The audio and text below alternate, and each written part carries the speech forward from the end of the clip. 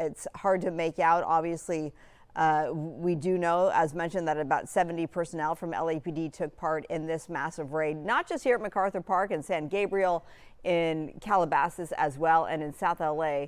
So this was a widespread effort with several people in custody, up to 19 kilos of fentanyl taken off the street. Now, when we first got word of this, we all thought, potentially you thought as well, the idea of this may be another immigration raid, an ICE raid at MacArthur Park, but it turned out not to be. This is very much a targeted drug enforcement raid. The DEA, the Drug Enforcement Agency, the lead agency here down below, and you see the DEA on the back of some of the officers down below.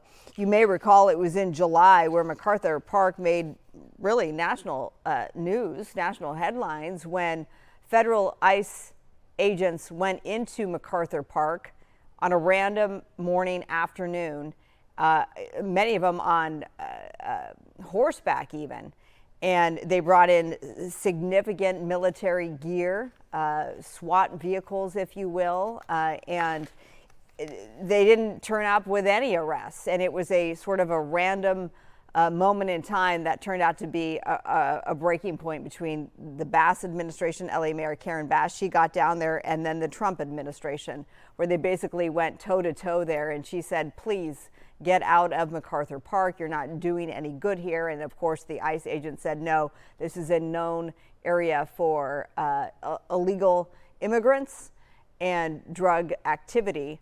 But as far as I can recall, no one was taken into custody. That was in July. So that's a completely separate issue. But I'm just giving you that for context of what we're seeing down below. So this is not an ICE event, an ICE operation down below. This is a drug raid down below. So MacArthur Park, there are many businesses there. This looks like this may have been maybe a front for some sort of a business that turned out to be part of this massive drug operation linked to the cartel.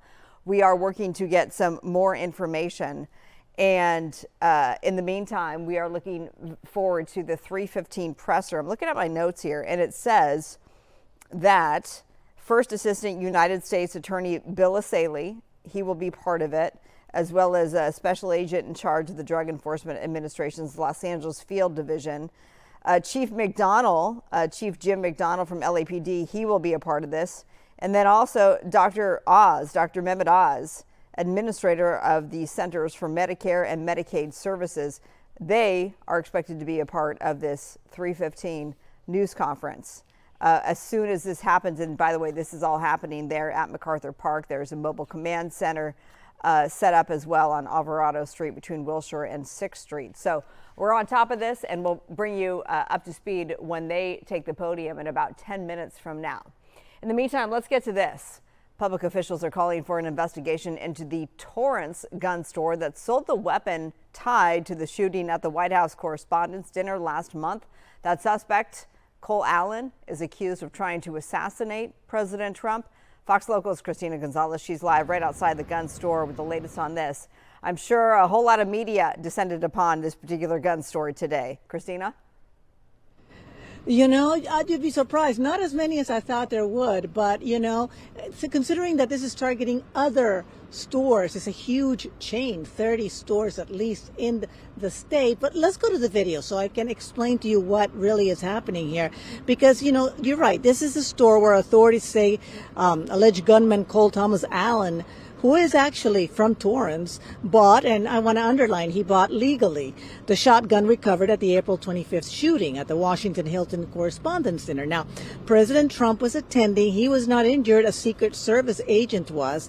According to the California Department of Justice, so it turns out a disproportionate number of weapons sold at the 8 Turner locations in LA County end up recovered at crime scenes, with the Torrance store accounting, get ready for this, 624 of the weapons recovered from 2022 to 2024. Now, Supervisor Janice Hahn represents this area. She is asking for an investigation. Listen.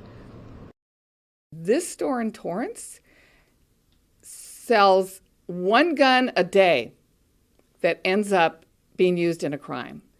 Those numbers just seemed so egregious to me that I felt like it demanded further investigation. And so I'm asking the DA just to look into this. Statistically speaking, because they sell so many guns, and they sell guns legally, like in the case of the shooter, it is more likely that if somebody chooses to use a gun for something nefarious, it'll end up being bought from there. The fact that more of their guns sold at their stores, not just the Torrance one, also the Pasadena one and the Norwalk one and their Signal Hill one, that these stores are also like second and third highest in the state of California for having guns used in a crime.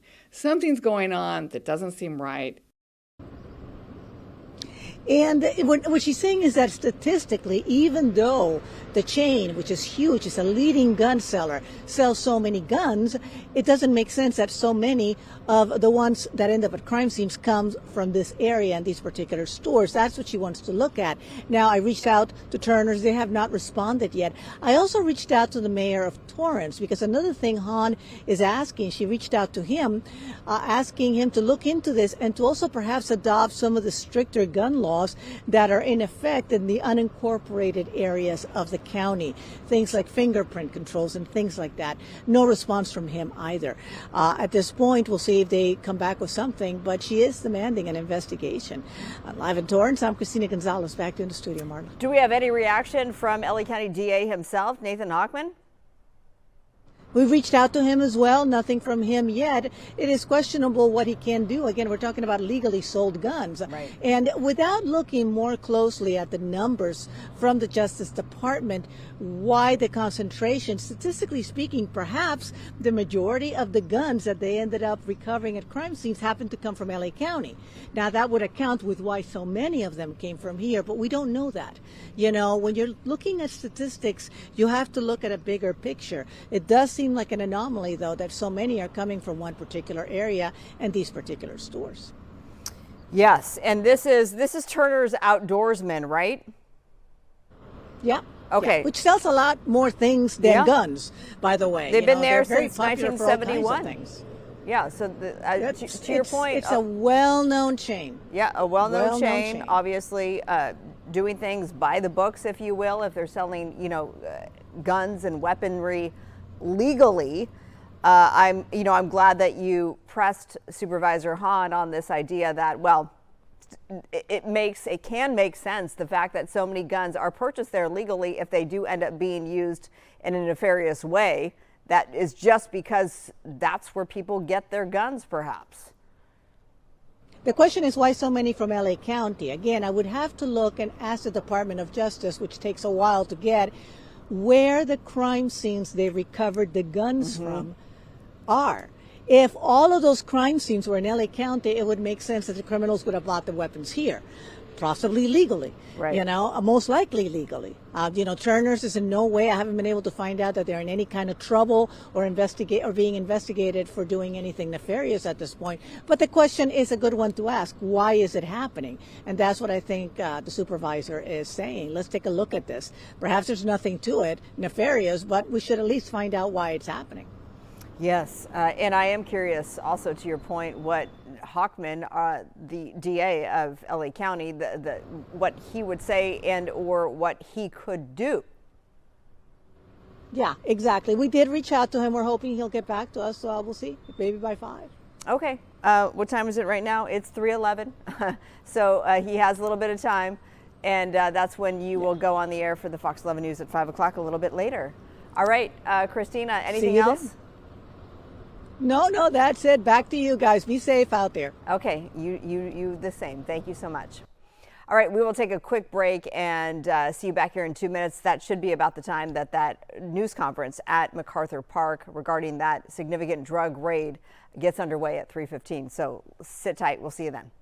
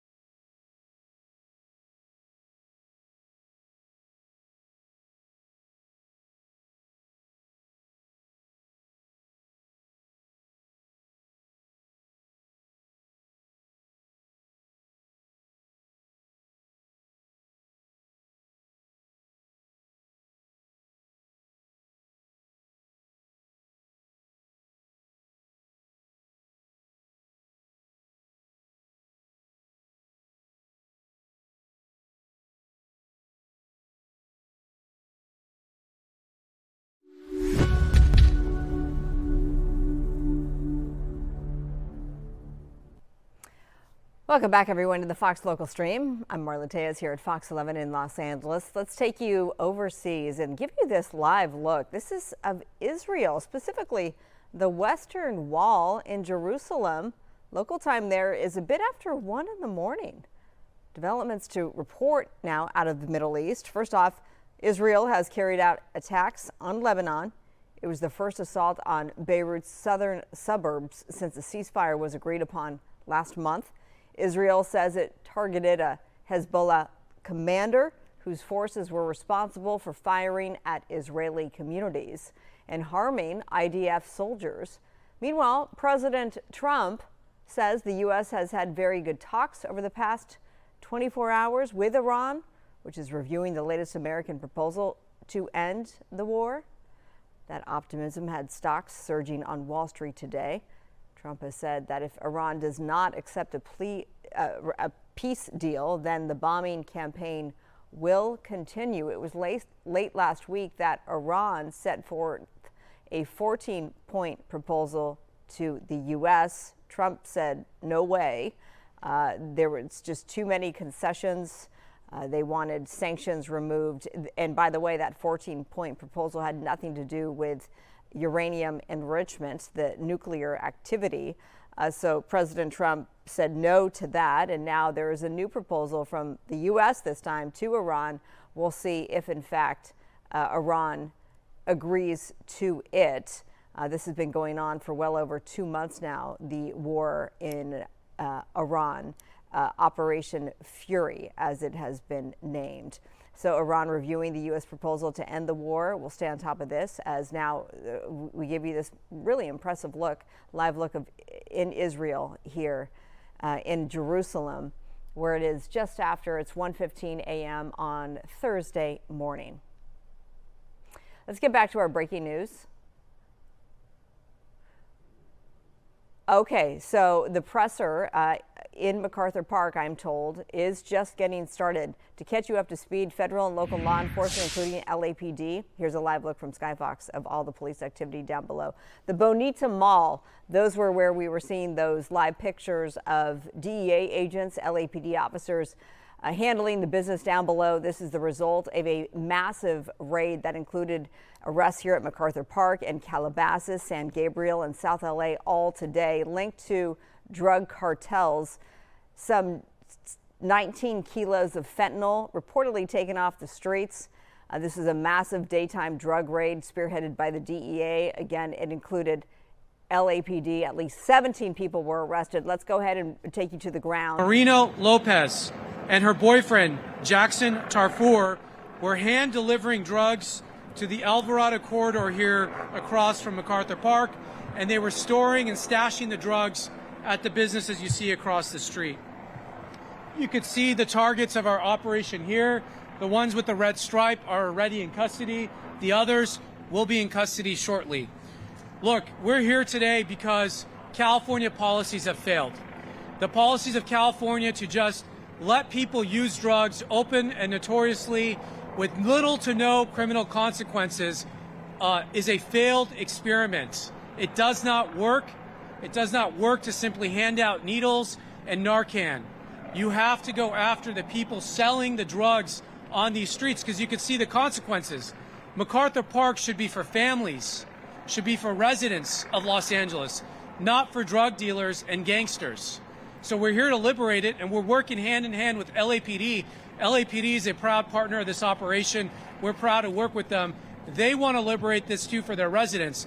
And the federal government's coming in today to give them the tools to clean up these neighborhoods because they're not looking at a few hours in custody anymore.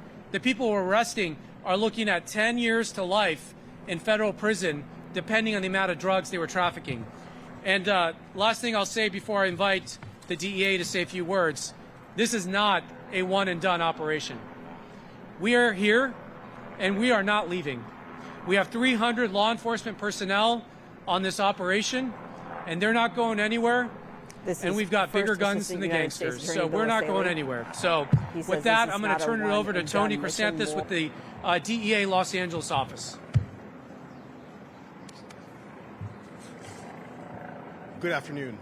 My name is Anthony Chrysanthus, CHRYSANTHIS, and I am the Special Agent in charge for the Los Angeles Field Division of the Drug Enforcement Administration. I want to thank all our partners, the U.S. Attorney's Office of Central District of California.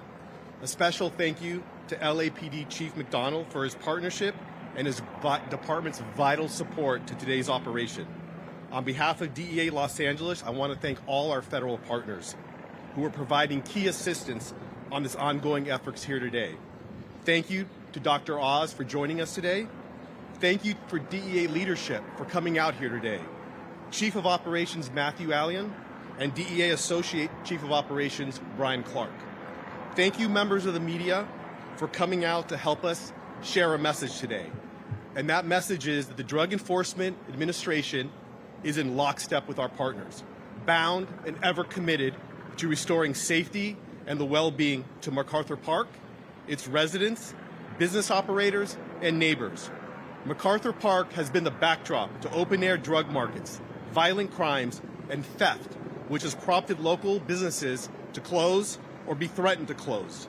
Further, this area faces high rates of fatal overdoses, crime, and tent encampments, which in some cases have exploited the concealed illicit activity. For today's operation, dubbed Free MacArthur Park, DEA assigned over 200 personnel to include our special response teams from various cities in our region. The Los Angeles Police Department assisted with 100 officers, approximately 100 officers. I want to thank the federal partners here, the United States Marshal Service, the Federal Bureau of Investigation, the Southern California Drug Task Force, and the Homeland Security Task Force. This has been a whole government approach to solving a problem that has been going on here for way too long. This investigation has focused into the trafficking of controlled substances in and around MacArthur Park for the purpose of identifying distributors, gathering evidence, and charging the distributors and source of supply of drugs. Today's operation included multiple search warrants, 6 served at businesses selling narcotics here in the Alvarado corridor, located within MacArthur Park. In addition, 3 search warrants were served at locations around Southern California earlier today. Today's operation is only one step, taken by a handful of agencies working hard to alleviate anguish and the sense of hopelessness plaguing MacArthur Park. While this is a drug enforcement operation, make no mistake, it's an effort to return safety, wellness, and hope to the community that lives here. For far too long, this neighborhood has been saturated in despair due to chronic drug use. Fentanyl and methamphetamine are rampant. The sense of gloom is compounded by criminal activity tied to drug trafficking, gang activity, and other forms of violence. That has become a public safety crisis. Drug peddlers have been exploiting the vulnerable, lining their pockets with no regards to the harm that they are causing those struggling with drug misuse, nor to the overlapping harm they impose to this community. Businesses are impacted negatively because of what happens here. MacArthur Park has become a breeding ground for drug crimes. We're not just referring to street-level drug peddlers. The gang networks also run rampant here, and the exploitation deepens. During the course of this investigation, investigators have targeted the Sinaloa cartel as the suppliers for fentanyl and methamphetamine into the MacArthur Park area. And I just want to pause for a second because I want to highlight that this is a criminal organization, operating in our country, and we are not going to stand for it anymore today. So they have been put on notice. MacArthur Park belongs to the people of Los Angeles again. Earlier today, we took 19 kilos of fentanyl out of a house associated to supplying narcotics here to MacArthur Park. That is enough poison to kill 190,000 Americans that reside here. Profit of over $10 million when sold. This is not a small organization. This is a major operation that's been going on here for too long, and it ends today. I want to thank all the men and women of DEA, all our partners for the countless hours and hard work poured in this operation. This operation is being done to return MacArthur Park back to the community. Thank you, and I'd like to turn it over to LAPD Chief Jim McDonald. Well, thank you very much, and good afternoon, and thank you all for joining us here today. As you heard from U.S. Attorney Asali and DEA Special Agent in Charge Anthony Chrysanthus, today's operation was a success by any measure. But today's mission is more than just a reminder of the strong partnership between the U.S. Attorney, DEA, and the LAPD. It's an affirmation that we will use all available resources that we have to keep our city safe. This past March, I stood before you with U.S. Attorney Asali as we detailed the partnership that dismantled the leadership of the 18th Street criminal street gang controlling drug trafficking in and around this park. At that time, I promised our community members and warned the criminals that the LAPD would not stand idle if they dared to reorganize and continue their deadly trade. As today's operation illustrated, apparently some people didn't get that message. It's just a matter of weeks the DEA investigators observed a resurgence of the drug trade in and around MacArthur Park. By joining forces with LAPD's Gang and Narcotics Division and Rampart Division personnel, together we quickly developed a new strategy to identify street-level dealers and the complex suppliers providing them the narcotics.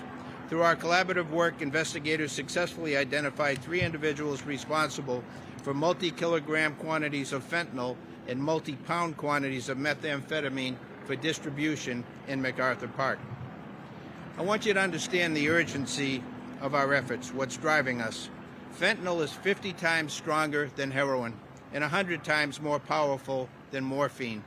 As you heard earlier from the special agent in charge, that's a fatal dose for about 190,000 people. It is something that has been going on here, as he mentioned, too long.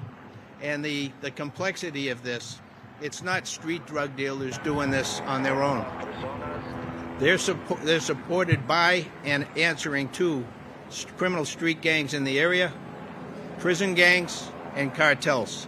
And they're doing this right here in our backyard. We've had enough of this, and as you see today, and as you heard earlier, this is going to continue. And as long as we need to be here doing this, you're going to see this kind of activity here. I'm going to do everything in my power as your chief to keep those drugs and every other illicit narcotic we can off the streets of Los Angeles.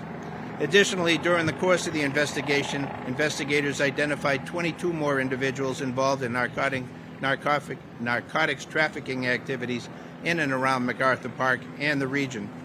Investigators also identified 3 residences and 6 commercial locations involved in drug trafficking operation, as well as identified those persons responsible for the distribution of those narcotics here in MacArthur Park. The goal of this operation was to eliminate from the park dangerous and deadly drug activity and return this beautiful park to where it belongs and to who it belongs, the people and families of Los Angeles. Thank you, and as always, to all of you, our media partners, for showing up today. Without you, the hard work of our men and women would go unnoticed. And finally, to those who want to continue selling drugs in this area of the city, who prey upon our community members, exploit their addictions, and endanger our young people, I want to make you this promise. The men and women of the Los Angeles Police Department will continue to stand watch over this great city. We will be relentless, and along with our state and federal partners, in pursuit of anyone who chooses to harm our community. Thank you. All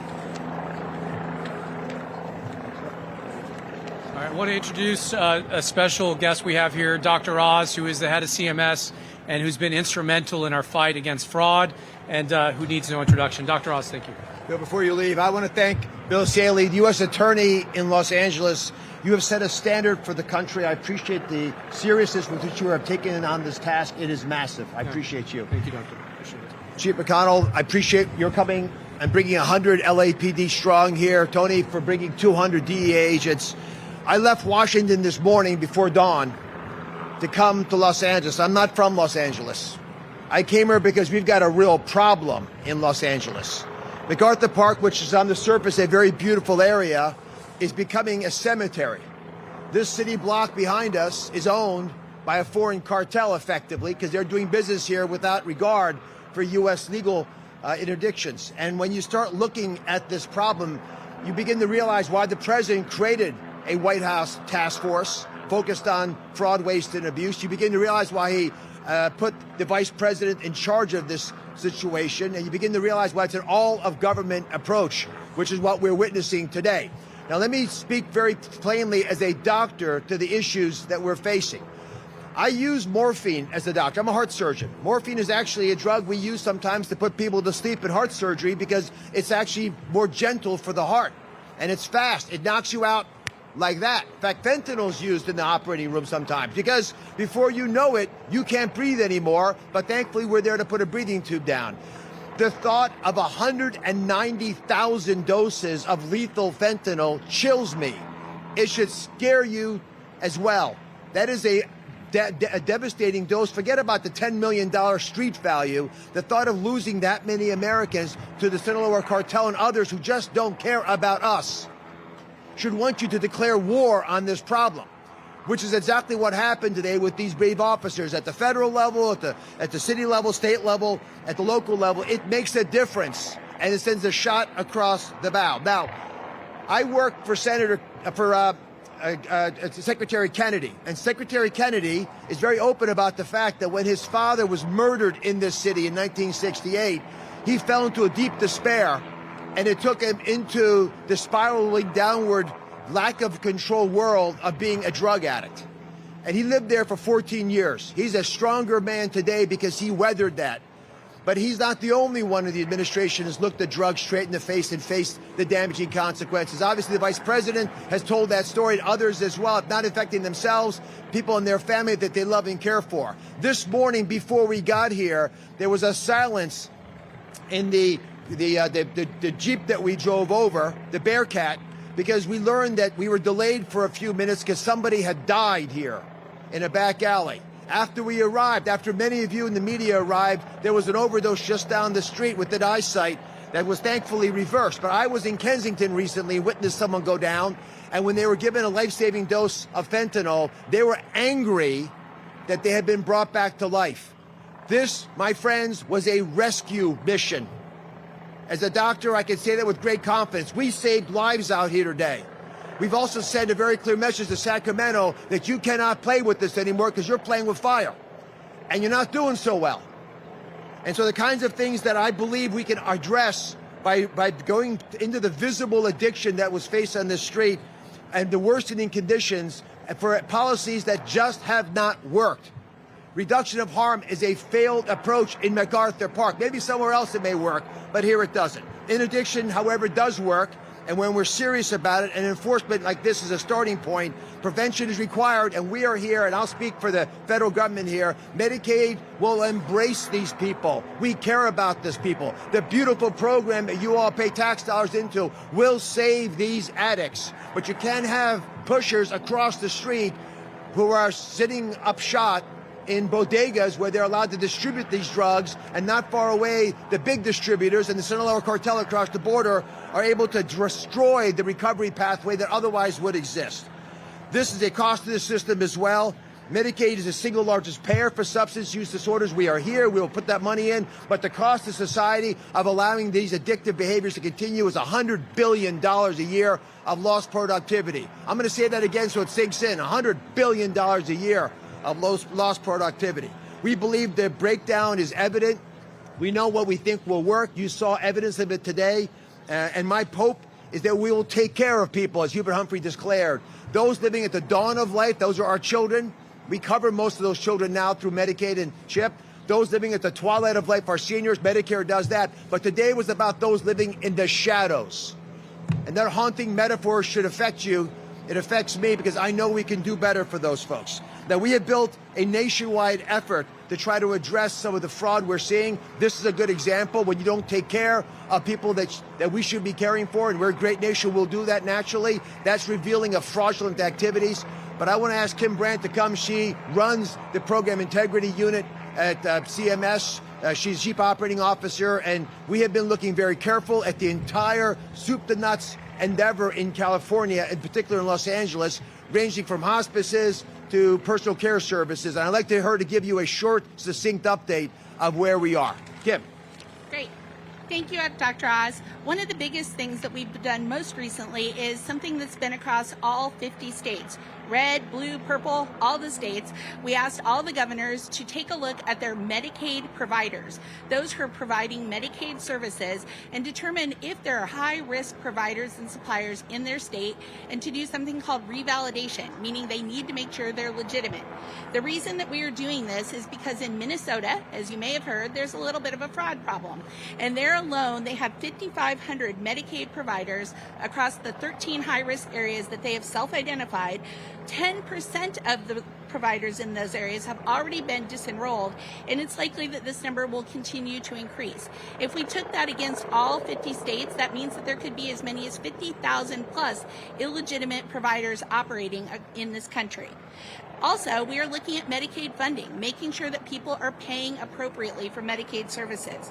We have deferred $350 million as of this week from Medicaid funding to Minnesota, and we are currently reviewing California's personal care services funding, and we are going to be making a deferral decision by next week on that. As you may have heard, the hospice problem here in Los Angeles County is epic. There is simply nothing like it anywhere in the country. There are nearly 1,500 hospices here in the Los Angeles area. We think up to half of them could be fraudulent. Thus far, we have suspended, meaning that we have stopped payments to several hundred providers in here in the LA area, and they totaled over $600 million in Medicaid spending, which is something in Medicare and Medicaid spending, I should say, just in 2025. If we can stop that, that's more money back to the trust fund, and that's more money to provide care for the people who really need it. We want to really talk about the fact that we so appreciate the partnership with the DEA, the Department of Justice, the HHS Office of Inspector General, and the FBI, and of course the Vice President's Task Force, who has helped us to really take these aggressive actions. So this administration stands very strong with law enforcement, and we remain committed to winning this fight against fraud and restoring communities and protecting American lives. Thank you. Thank you very much. We'll do a few questions now. Whose helicopter is that? Tell them to back up a little bit. No, it's one of their helicopters. Are there any questions we could take? Yes.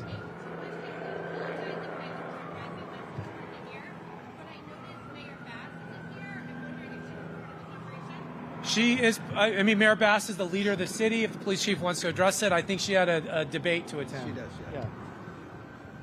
Yeah, the mayor. I spoke with the mayor earlier. She was tied up already at a commitment she had, but she's well aware of this and very supportive of our efforts to be able to keep the city safe, working with our partners, and to be able to continue this work as we move forward. Yeah.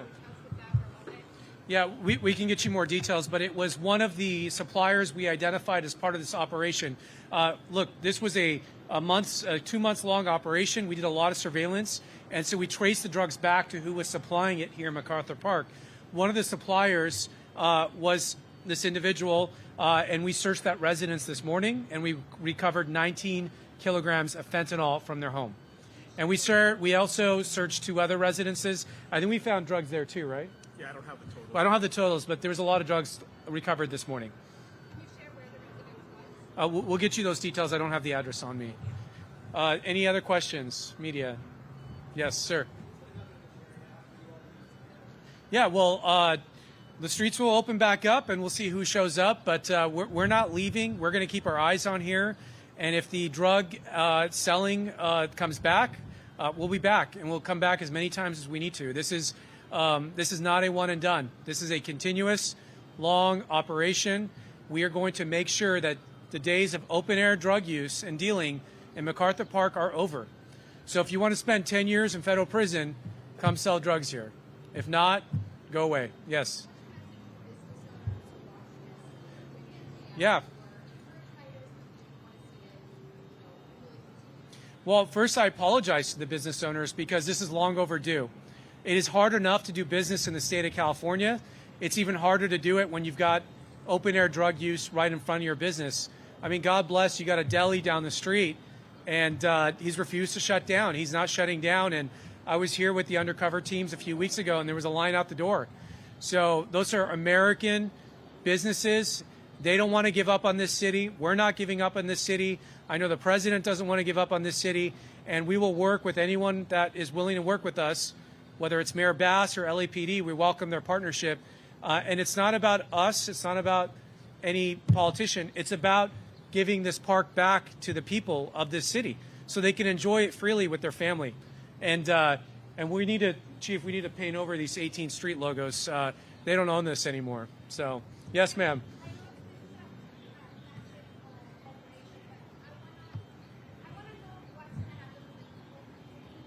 Yeah. Yeah. Yeah.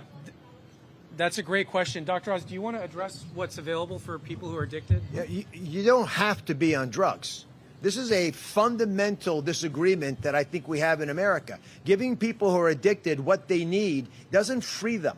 They are bound, as though you tie their hands with ropes, and then you're spanking them. When you do drugs, you don't feel good.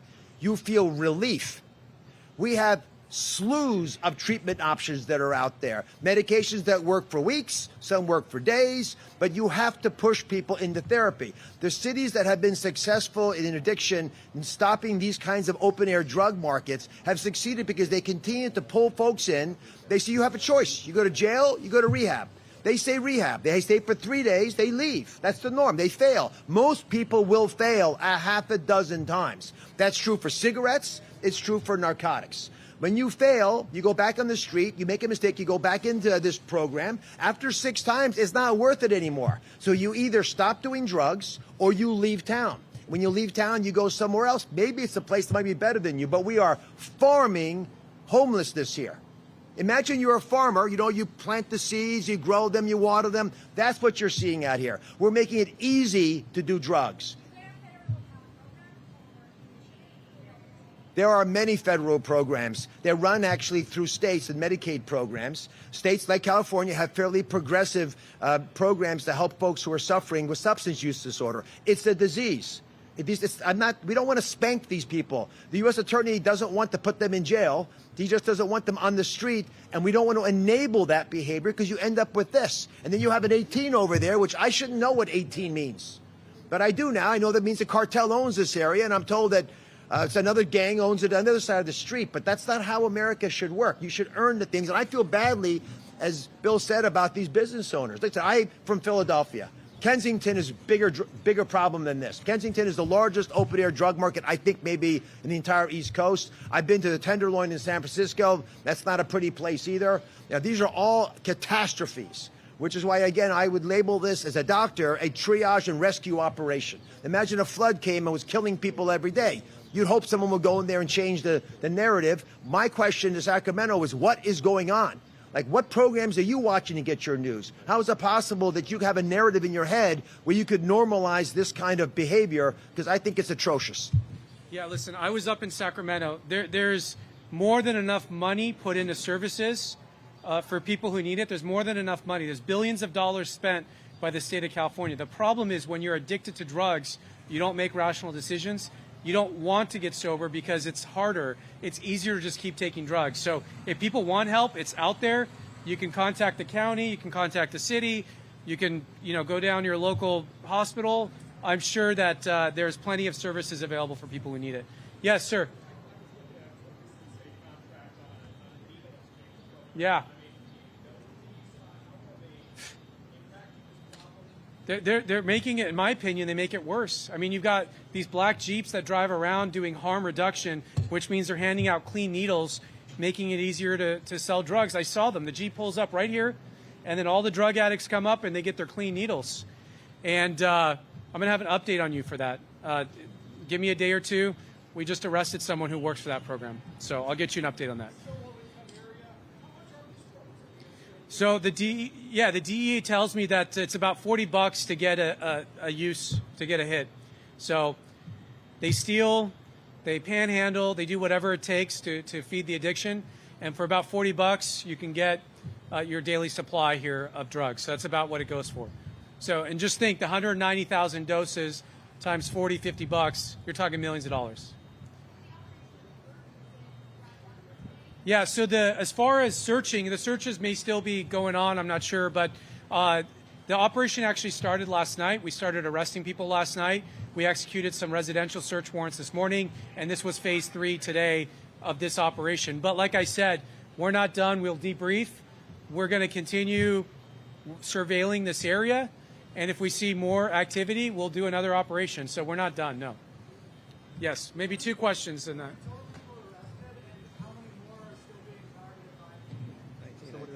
19 in custody and 6. I think it's 18 in custody, 7 still. Okay, we got 18 or 19 in custody and another 6 we're still looking for. You can come up to the board here when we're done. You can see their faces. Okay, last question. Yes, sir. No, they're here. 6 businesses along this street. No, it's 6 specific ones. I don't have the addresses on me right now, but our press team can get that to you. All right, thank you guys very much. Appreciate your time. Thank you. Great. As always. Yeah, that was great. Okay, we've been listening in to officials there, federal and local officials, about this massive drug bust at MacArthur Park. Also happened in Calabasas and San Gabriel and South LA. At least 17 people arrested, 19 kilos of fentanyl taken off the streets, and an undisclosed amount of methamphetamine as well. 100 LAPD officers were part of this DEA operation. DEA was the lead agency.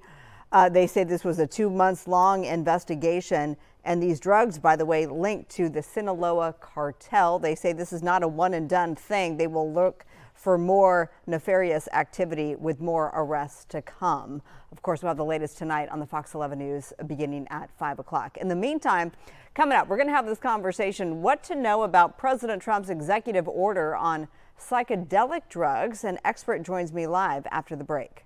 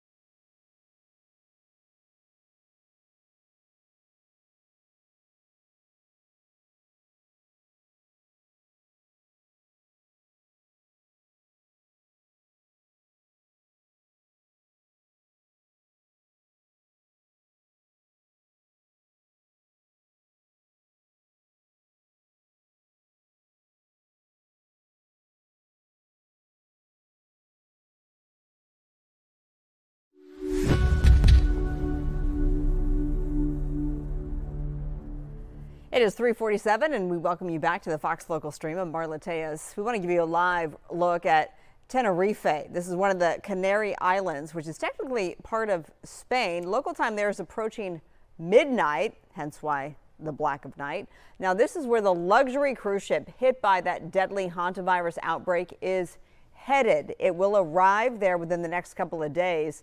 That ship was marooned off the coast of Cape Verde since Sunday. Almost 150 people on board. 3 people have died. 3 others, 2 of them seriously ill, have since been evacuated. Now, once they dock in Tenerife, the rest of the passengers will be repatriated to their countries. However, citizens here, they're not happy. They're worried the virus could spread to their island and are still a bit scared and scarred also. This is because the archipelago was one of the first places in Europe to undergo quarantines during the early days of the pandemic. We'll keep a watch there. In the meantime, as experts keep a close eye on diseases like hantavirus, a different kind of health conversation is gaining momentum with the new executive order by President Trump that expands research into psychedelic drugs. What does this actually mean for patients and their choices for treatment? To break this all down via Zoom, Jessica Steinman is joining me now live. Good to see you, Jessica. She's an addiction expert and clinical director at No Matter What Recovery here in Los Angeles. Thank you for the great work that you do. Thank you so much. Thank you for having me. Well, let's start by me asking you essentially what I just laid out there. What does this actually change for patients, this new executive order that expands research into psychedelic drugs?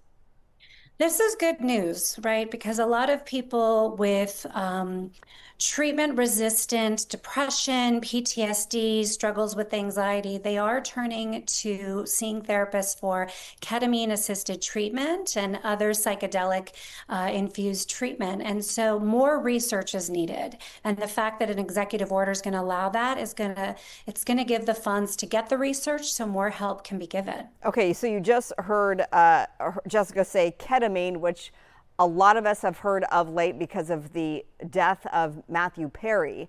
That's right. When people hear that, though, do you want to speak on that as well, that they may associate Absolutely. that with, oh, no, that can't be good?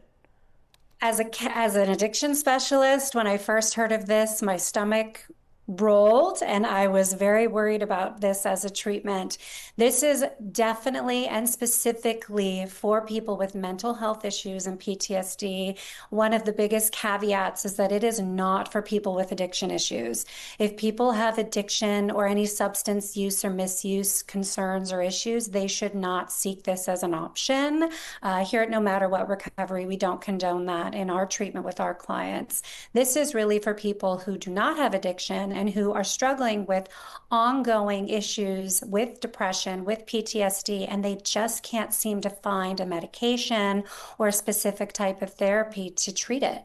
And this is going to let that happen for them. I think it's really important that you point that out because Matthew Perry, of course, was very open about his addictions and hence why it one of the reasons why it may have ended up, unfortunately, the way that it did. Such tragic news to this day. It's just hard to just even fathom that Matthew Perry is no longer with us. Ketamine is one of these psychedelic drugs. Name some other ones that people may be familiar with. People might hear about and look into treatments that include MDMA, psilocybin, ibogaine. The FDA approved treatment is with ketamine, and so Okay. many therapists and psychiatrists and different practitioners are going to be trained and given options to provide ketamine-assisted therapy. What that can look like is that they're going to go to a ketamine-assisted treatment facility and they're going to go to this therapist and see if it's appropriate for them. And if it is appropriate, they're either given an IV, they could be given a lozenge, or they could be given a nasal spray under the constant supervision of a therapist and a practitioner. What do you think is behind the momentum of an executive order like the one that President Trump just signed and this idea of psychedelic assisted therapy? Well, I think that we have a mental health issue in this country. I think that many people struggle with PTSD, with depression, with anxiety, and we need to get the research and we need to get the treatment for people that struggle with that. So I think President Trump and the administration giving money to that is a positive. People need to have different options for treatment. The hope is that because this is FDA approved, that hopefully more insurance companies will also cover that because it is probably very expensive. I see. Yeah, that's a really important point as well. For people who are saying, I think we're just moving a little too quickly in embracing psychedelics as a mental health solution. What do you say to that? Well, again, when I first heard about it, I was nervous and I had to get the information. And when I was learning about it and I realized what was being done and understanding, I want to know what's going on in the brain for these patients. So what's happening is common typical talk therapy where you're just sitting across from a therapist, that is great for a lot of people. But people who have really, again, treatment resistant issues, they have some very core deep rooted shame or deep rooted trauma. The brain is actually going to protect them from those feelings. It's going to not let it be really reachable or touchable for them. They're not going to be able to feel it because the brain is actually protecting them from something that's difficult for them to process and feel. So the ketamine is actually breaking down the walls in the brain to let the person become more lucid, more relaxed, to dig a little deeper and share about those things. And when the therapist hears the things and any issues that are coming up, the traumas, the visions, the triggers, they're going to be taking rigorous notes. And then when the person is coming out of the ketamine, they can talk about it and do deep process work with that patient. You mentioned people with PTSD, depression. Signing that executive order behind President Trump was Joe Rogan. Whether or not you like him in his podcast space, he has been very open and a big proponent of this. This is something that he has dealt with and used as mental health therapy. Even veterans we've talked to who suffer from PTSD and have embraced psychedelics, a lot of them say that it has been life-changing. Is that an accurate assessment? Yes, I think that people with extreme PTSD, veterans, anyone with complex PTSD, childhood trauma, this is a really good option for them as long as it's prescribed and supported by their clinician and psychiatrist. I think it's an incredible way to deal with those issues. What about the conversation targeted toward the younger generations, younger people out there, because we're talking about adults by and large. Could they benefit from this executive order? I think that the executive order, for my opinion, I'd like it to stick to adults. Young adults, their brain is not fully developed until 25. Right. So I think, we'll learn more with the research with this executive order, but I think really digging into it with the adult brain is going to be more important. I get concerned about possibly the substance affecting any situations in the brain for a young child or an adolescent. Understandably. So this executive order expands research into psychedelic drugs. Does it come with some sort of a time frame? I believe that you can do it for a couple months. Some patients will do it once a week. Some practitioners will do it a couple times a month, and you'll do it as long as it might take up to about 6 months to a year, depending on how severe the depression and the PTSD is. It's a short-term treatment. It's not something long-term. Okay, not long-term. And this is something that you have embraced within your recovery center? We have not. You have not. Again, Okay. like I said in the beginning, because no matter what recovery, we focus on addiction issues and substance use as well as dual diagnosis. So here at the center, we wouldn't condone it. But again, we do work with people that have just mental health issues, non-addiction issues. And if that's something they want to seek outside of our treatment center after they've done doing other mental health work, I have seen that work. And I also have many colleagues in private practice and other mental health facilities that have seen a lot of success with this. Yeah, that's great. Sorry, I confused the issues there. That's okay. Getting back to, I think you were hearing the breaking news that we were covering. There was a massive drug raid with federal agents and LAPD, 19 kilos of fentanyl confiscated, as well as some methamphetamine as well. When you hear that in the line of work that you do, what is your reaction? I mean, the first initial reaction is I'm glad we got some of it off the street, obviously. Fentanyl, I've unfortunately personally seen many fentanyl overdose and death in former clients who just, struggled and continued to struggle with their addiction.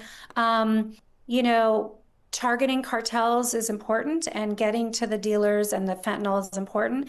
I think that the larger issue that I hope this country continues to look at and the epidemic of fentanyl and methamphetamine addiction and other addictions is treatment. So instead of demonizing the actual people struggling, the addicts, let's try and get them some treatment. My biggest takeaway, I think, from the little snippets of that piece. Really eloquently put. Thank you again for the incredible work that you do. She's an addiction expert and clinical director at No Matter What Recovery in Los Angeles. Jessica Steinman, thank you so much for hopping on the Fox Local Stream. Thank you. And if you want to get more information on our organization, no matter what, recovery.com, that's where you can go. Okay, let's catch you up to speed on our top story. If you missed this is a live look from Skyfox overhead. MacArthur Park, federal and local law enforcement agencies launched a massive drug raid. Actually started last night and then went into today and this morning. The raid was spearheaded by the DEA, included about 100 LAPD officers. At least 17 people were arrested, more arrests to come. The Department of Justice said Operation Free MacArthur Park, as it has been named, addresses what is described as an open-air drug market running rampant there in MacArthur Park. DEA officials added another objective of this operation is about cleaning up the community ahead of the World Cup and also the Olympics. The operation included arrests made this morning in South LA, Calabasas, and San Gabriel. Officials say 19 kilos of fentanyl worth up to $10 million or more were recovered. The DEA says it is targeting drug dealers who are connected to the Sinaloa cartel. 200 of its personnel were involved, as well as 100, as mentioned, from the Los Angeles Police Department. We will have much more on this raid tonight, beginning at 5 o'clock on Fox 11. In the meantime, that'll do it for the Fox Local Stream. We stream every day beginning at 3 p.m. We do hope that you will join. And now we'll send you off to Live Now, which is already in progress. I'm Marla Tejas. Thanks so much for being with us.